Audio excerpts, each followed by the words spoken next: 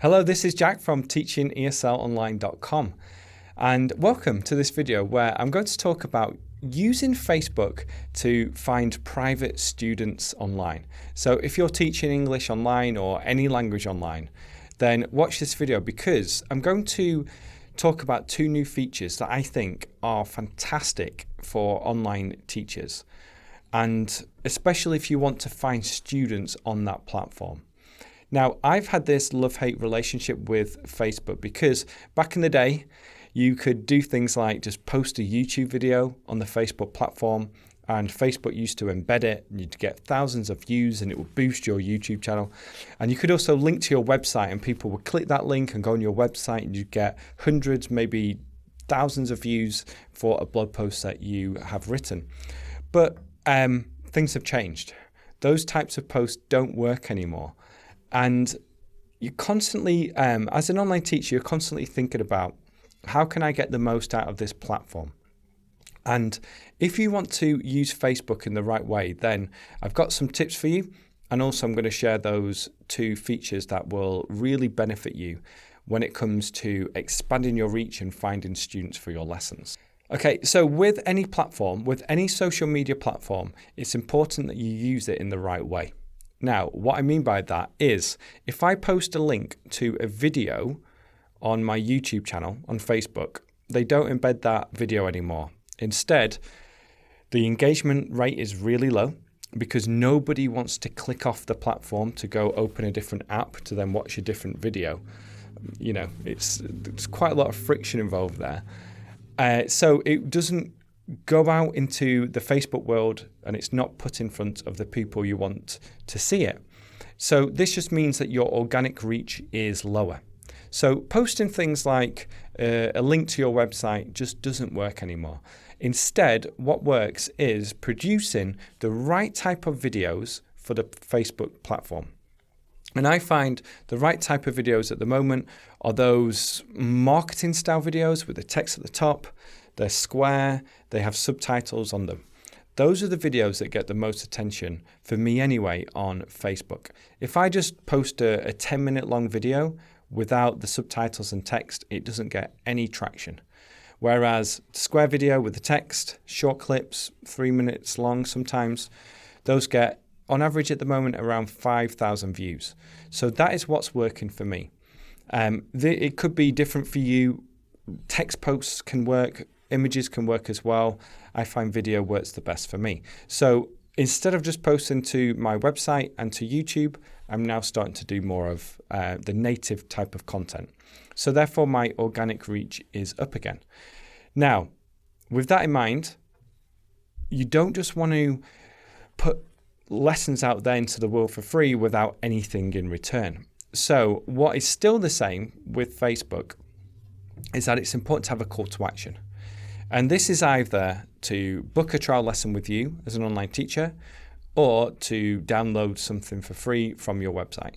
So I go for option 2 because I have built an email marketing funnel that leads into my Online to Fluency program course. So I'll create a video and then I'll have free book in the description and people click that link and then go to my website. So that is a way to get around the algorithm in a way. So you're still getting people to do what you want them to do, but you're still getting that organic reach. Now, what's really interesting is Facebook has introduced this new feature where you can now set up different types of services and have an appointment calendar, and people can book appointments with you directly on the Facebook app. So I think this is really exciting for online teachers because now you can go all in on a platform like Facebook, produce content, and then just let the appointment service app take care of the rest. So what I mean by that is you can produce a video on Facebook, which is teaching a lesson. And then you say, oh, and if you want to take a lesson with me, just click the button and book an appointment. So I set this up recently just as a test. And I think I offered a 10-minute chat for $10 for people who want to learn more about my to Fluency program. So I just set it up, I didn't promote it, and I had 3 people book appointments with me within 2 or 3 days. Now, I'm not clued in completely with how the whole payment system works, but people ask for that appointment, and I think you have to send invoices separately. I'm not sure how that all works yet, but I know within the next few months, if it's not there already, that people will be able to just send money through the Facebook app and book that appointment. So it's there, it's working, people are using it. And again, this just means that you can set this appointment on your Facebook app, put out content, and then it will just take care of the rest, which I love. I love it when you can just produce content and know that everything else is just taking care of itself because you have a strong call to action and people are doing what you want them to do. Now, the second feature that they've introduced, and this is something everyone has been asking for a long time, is the ability to join groups as a page. So there are thousands of Facebook groups out there that are dedicated to learning English or teaching English. And before, if you wanted to go into these groups or share things from your page, you had to do that by using your personal profile. And most people want to separate their personal profile with their business profile. They don't want to mix those two together. I know I don't. So when I used to post in those groups with my personal profile, people would just comment on pictures that were public. They would try to add me as a friend. And I just wanted to separate those two.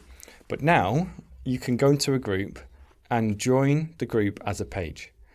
And I've been doing this over the last 3-4 months and adding more groups and sharing stuff and interacting with those groups and asking questions. And it's a way to put yourself in front of the right type of market as your business, not as your personal profile. So what I've been doing is I've been posting a video to my Facebook page and then sharing that as my page into the groups. And then people are looking, oh, who's this? They click the link, they take action, they watch a different video, they go download my book as a call to action. You can see how this can work. So it's a great way to get yourself in front of the right type of audience as your business profile.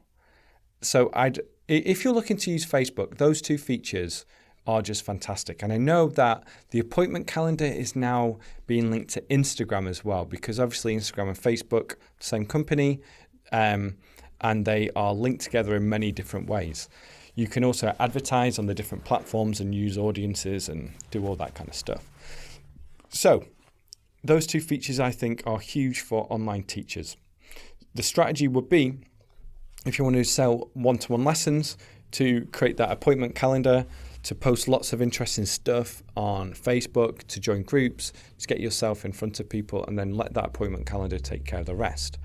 If you want people to download something for free and to join your email list, then it's similar. It's just that the call to action now is go get my free download. It's amazing. Go download it.